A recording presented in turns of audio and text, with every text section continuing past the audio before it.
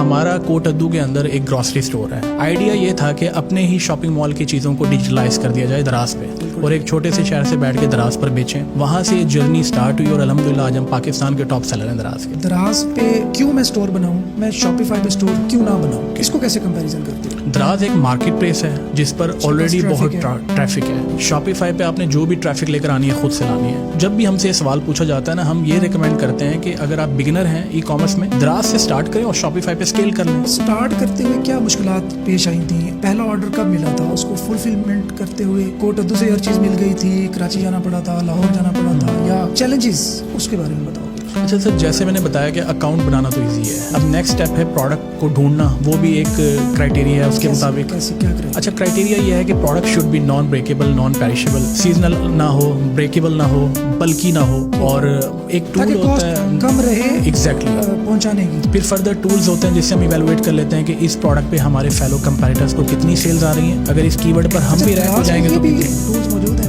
जी definitely tools हैं। Xenon Hunt है, jarvis.pk है, दराज टूल किट है, सेलर डैश है, ये लोकल ई कॉमर्स के टूल्स हैं। इसके थ्रू आप ये देख लेते हैं जस्ट कि हम अगर इस कीवर्ड पे रैंक हो जाएंगे तो औरों को कितनी ट्रैफिक या सेल्स मिल रही हैं और हमें कितनी मिलेंगी। सारा सिलसिला यहाँ भी रैंकिंग का है।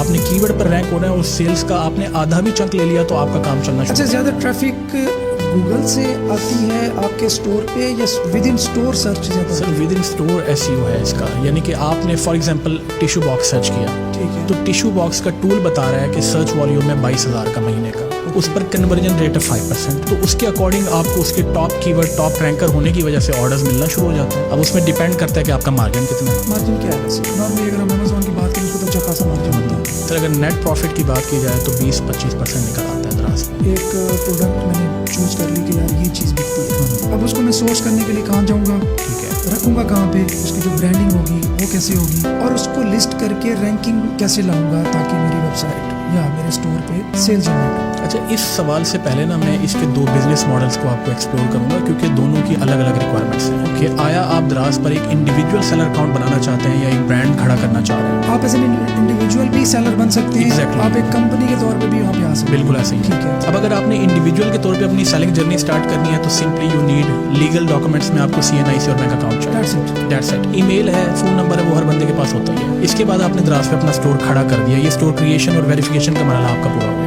अगर आपने एक कंपनी या बिजनेस के तौर पे दराज पे बड़ा काम करना है तो यू नीड कंपनी एंटियन, आपको उसका ट्रेडमार्क भी चाहिए कंपनी का। आप प्रोडक्ट को सोर्स कर सकते हैं। ऑनलाइन गैजेट्स ज़्यादातर 90% केसेस में कराची से सोर्स होते हैं। बोल्टन मार्केट, सदर बाजार, गुल प्लाजा, सेंट्रल प्लाजा हब है। इंपोर्ट का तकरीबन सारा सामान वहीं। पहले बल्क में ले लोगे या आप उनके साथ ये डील भी कर सकते हो कि यार ऑर्डर आया तो मैं आपको ऑर्डर करूँगा और आप शिप करेंगे? अच्छा सर, ड्रॉप शिपिंग दराज पे कामयाब नहीं है क्योंकि सारे का सारा COD वाला मामला है। पेमेंट आपके बैंक अकाउंट में आनी होती है, सप्लायर आपके बिहाफ पे शिप नहीं कर सकता, और सप्लायर ये जिम्मेदारी नहीं लेता कि वो अपने पास माल को बाउंड भी करके रखे। ये अलग बात है, हम आगे चल के डिस्कस करेंगे कि हमने लाहौर से ड्रॉप शिपिंग सर्विस दराज की क्योंकि कर तो रहे हैं लोग, शुरू कर दी है।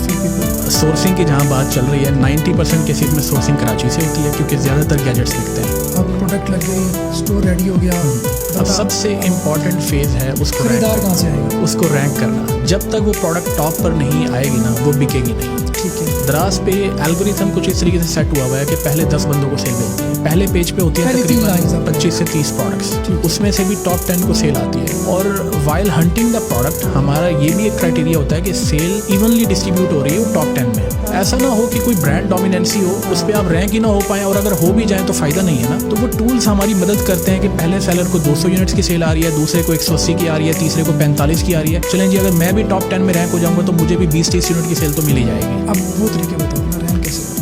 सर पहला है SEO कि आप टॉप कंपैरेटर्स की लिस्टिंग्स को स्टडी करते हैं कि उन्होंने कौन से कीवर्ड्स यूज़ किए हैं और बड़ी कॉम्प्रिहेंसिव सी एक लिस्टिंग बनाते हैं जिसका टाइटल और डिस्क्रिप्शन शुड बी ऑप्टिमाइज्ड। इसके बाद try to list with different images. अगर आपने वही इमेजेस लगा दिए हैं जो उन्होंने ऑलरेडी बनाए हुए हैं तो एक डिफरेंशिएशन पॉइंट नहीं होगा ना। तो आप अच्छे इमेजेस ढूंढें या अपनी फोटोग्राफी करवा लें। अब यहाँ पर जो जितना गुड़ डालेगा उतना मीठा होगा। अब एंट्री होती है आपके रिश्तेदारों की और दोस्तों की। आप उनको अपनी प्रोडक्ट का लिंक दें और उनको कहें कि जी भाई ऑनेस्ट फीडबैक दो, या ऑनेस्ट नहीं देना तो मुझे 5 स्टार फीडबैक। तो आपने VVRO वाला सिस्टम है, पहले 20-25 रिव्यूज की हद तक। अच्छा, मैंने एक तजर्बा किया है यहाँ पर। आपका SCBT कोर्स अटेंड करने के बाद मैंने एक नीश हंट की ई कॉमर्स की। ठीक है। उस पर हमारे उस्ताद पहले से रैंक थे।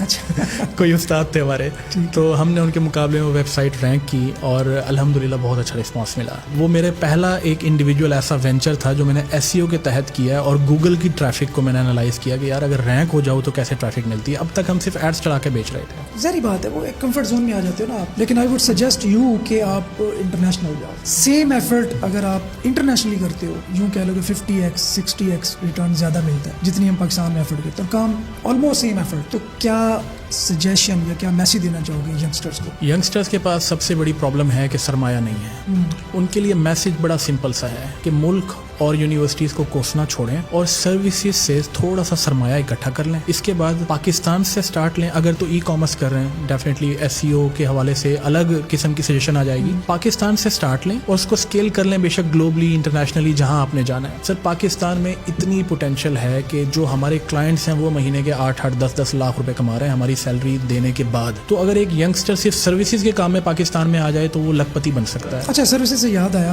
बंदे ढूंढे कैसे? सर्विस देने को तो वहाँ तैयार बैठी है, बंदे कहाँ से मिलेंगे यार? क्लाइंट्स कहाँ से मिलेंगे? पर्सनल ब्रांडिंग से। पाकिस्तान में काम आपको अपना आप दिखाना पड़ेगा। अगर आप शर्मीले हैं, आप कहीं जाके बात ही नहीं कर सकते, आपको क्लाइंट नहीं मिलेगा। ये फाइवर अपवर्क के थ्रू काम नहीं मिलता यहाँ पर। Your network is your net worth. सही, इंटरेस्टिंग। चलें जी, बहुत मज़ा आया आपसे बात करके। Wish you all the best. Thank you so और मच। मैं उम्मीद करता हूँ जब नेक्स्ट टाइम आप आएंगे तो इंशाल्लाह इंटरनेशनली ये सब कुछ कर रहे होंगे। इंशाल्लाह। Thank you so much. Thank you so much. चाह दीजिए जी, अल्लाह हाफिज़।